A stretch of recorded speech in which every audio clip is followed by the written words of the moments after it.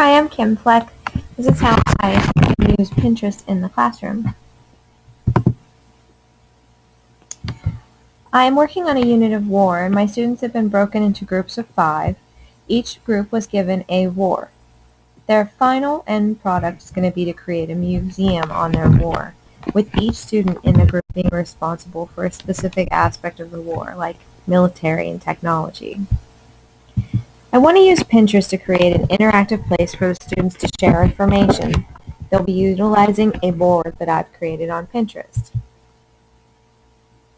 This addresses both a social studies Common Core standard, comparing and contrasting primary and secondary sources, and the Pennsylvania standard, where we're also looking at analysis of multiple sources. Both of these are addressing the same thing in different ways. We're going to look at a variety of sources on the same topic.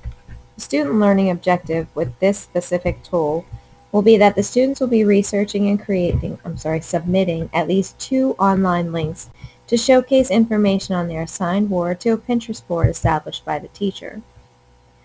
Technologically, I've set up the boards. I started with a few pins on each board. Then I'll be inviting students to pin to the board on their war. All students will be able to look at all the boards, but only pin to the one they've been assigned. So here's a screenshot of my boards where you can see World War I, II, Vietnam, Korean, Persian Gulf. So here's 5 different boards on war. Across my classes there are 5 groups working on World War I.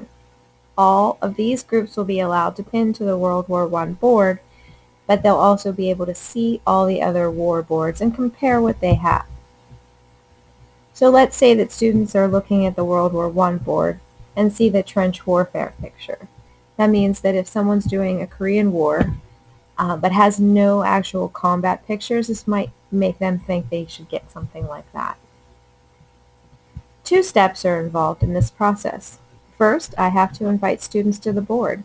So I go to the specific board, for example, World War I click the button and add the people.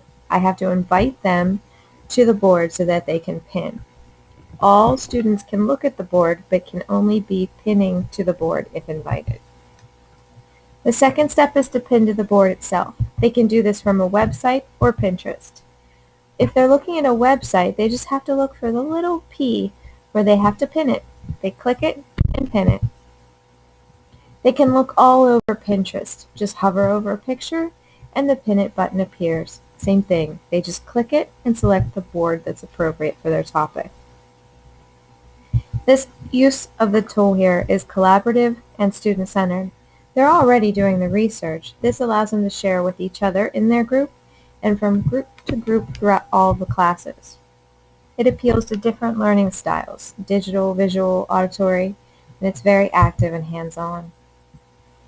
Creates a blended classroom. They're working in and out of the class. Fun thing with Pinterest is it's an app as well, so all students can look at it on their mobile devices at any time. Now, Pinterest is blocked in a lot of schools, and currently it's blocked in mine, so I'm still trying to determine if I can use it in my class or if it will be an out-of-school process only. Here are the references I used for this. Thank you for watching.